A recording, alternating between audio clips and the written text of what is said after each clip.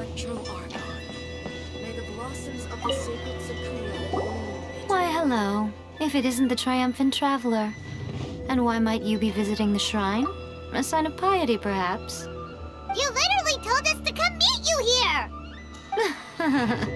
I was just joking. I've been waiting for you.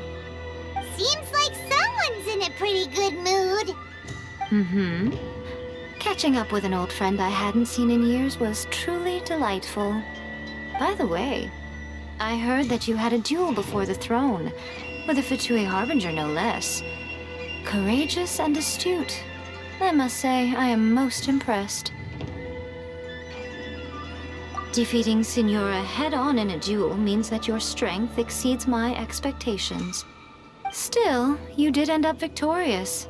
I gather congratulations are in order. Sure feels good to finally thwart the Fatui plan for once. They caused plenty of trouble along the way, but at the very least, they didn't get their hands on another Gnosis. Wait a second. Did you say Gnosis? As in, the little thing that looks something like a chess piece? Yep, that's the one. You've seen one too? Gnosis belong to the Seven. They're what keep them connected to Celestia. Oh. What's wrong? I handed that over. You did what now? Well, how else was I supposed to save your skin from the Balladeer exactly? The Balladeer is number 6 of the Fatui Harbingers. In terms of strength, he is superior to Signora. I'm not the kind of person who risks life and limb for any old reason. You did... for once, Paimon just does not know what to say. After A created her puppet vessel, she no longer had anywhere to put it. As her erstwhile closest friend, A handed it over to me, and I've kept it in the Grand Narukami Shrine ever since. She no longer needs the power of the Gnosis, and in any case, she tells me she has severed ties with Celestia. Thus the Gnosis became not only useless, but also a potential source of conflict. Is that not a good bargain, exchanging it for the one at the core of the plan? Judging by the results, at least, I dare say I struck a good deal. When you put it like that, Paimon has to agree. The Traveler is worth more than a Gnosis.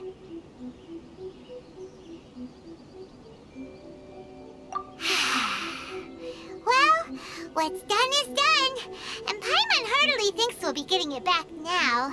Let's leave the past in the past. So anyway, you still haven't told us why you called us here today. It's to thank you. Really?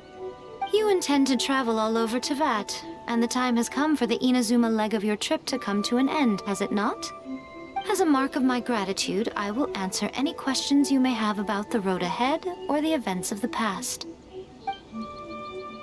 What would you like to know about? Sorry, I haven't a clue. I'm also unfamiliar with the god you describe. But if you still have doubts about A, I would say they are misplaced.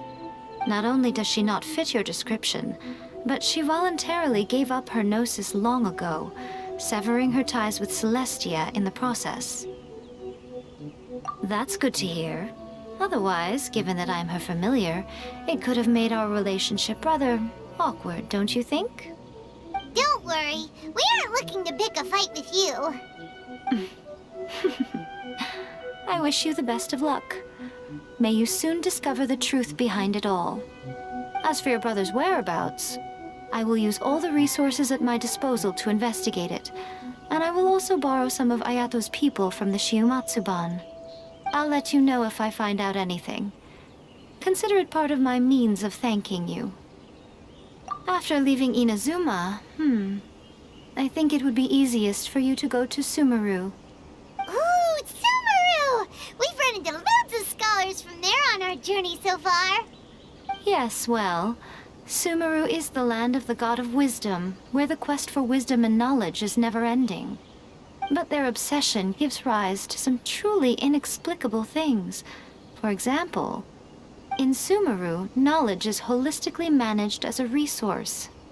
Knowledge is a resource? Yes. I don't know whether it was the sages or Lesser Lord Kusanali who came up with the idea. Lesser Lord Kusanali? That's a cute name. Oh, you haven't heard. Lesser Lord Kusanali is the deity in whom the people of Sumeru place their faith. It's their chosen term of endearment for her. I'm sure you must have some things to discuss with her too. I wish you all the best. I'm surprised an outlander like you is aware that there was once a change of Electro Archon. Few citizens of Inazuma are aware of this. Morat's told us. He said that the Electro Archon Ball has passed away. Yes. The truth of the matter is that there were two twin gods, Baal and Beelzebul. Twin gods? They won the Archon War together, and when Baal established the shogunate, Beelzebul became her Kagemusha, or shadow warrior. In other words, she acted as Baal's body double. Beelzebul is A, with whom we are now both acquainted. Baal's name was Makoto. As far as the world was aware, there were not two, but one. They complemented each other, and they ruled Inazuma jointly, so there was no need for the public to know the truth. In fact, the name Baal and the title of Raiden Shogun was understood to refer to both of them. Right up until...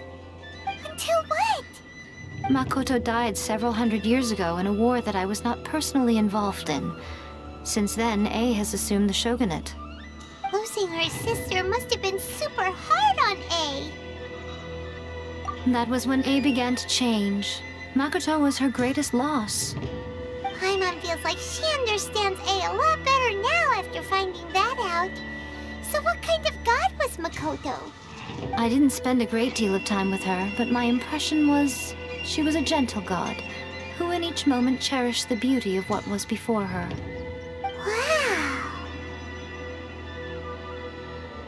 That puppet was built with technology that has been lost to time. Perhaps she, as a god, is the only one privy to the knowledge of its origins. Still, there's one other thing on this topic that I suspect you may be curious to know. Before A began modifying her own godly form, she took it upon herself to create a prototype puppet. So, you mean there are 3 Raiden Shoguns? No. The prototype was merely a proof of concept. Its appearance and intellect were not based on A. It was a test. The original plan was for A to simply discard it. But perhaps A thought this to be too cruel, because in the end she chose only to seal the power within it. Later, this puppet wandered Inazuma as an ordinary human male with his own consciousness, until the Fatui took an interest in him. Ugh! Not the Fatui! Some eccentric geniuses in the ranks of the Fatui made adjustments to the prototype, not only unsealing his power, but very likely rendering him even more formidable than his original specifications. The object of divine creation is now the one who has taken possession of the Gnosis, and the prototype puppet is now known as the Balladeer. What a crazy story! It is, isn't it? Who can say whether it's coincidence or destiny? Are you sure? Okay then. Oh, Traveler, do you still have the Omamori I gave you? Keep it safe. Is that all you intend to do with it?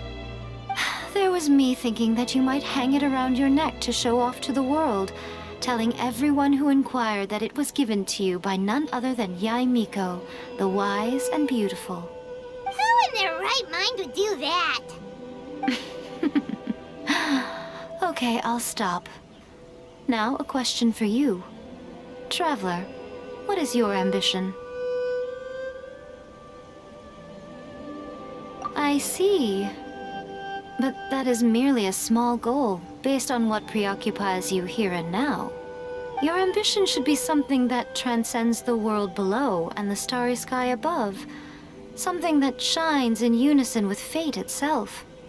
Perhaps the reason you do not possess a vision is that such an ambition has yet to be engendered within you. It's a possibility. Continue on your journey, and maybe that moment will come to pass. Stay safe.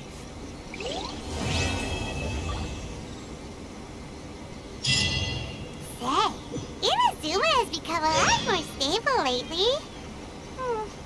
Why haven't we received any new commissions? May the blossoms This of the goes sacred on, your sword's gonna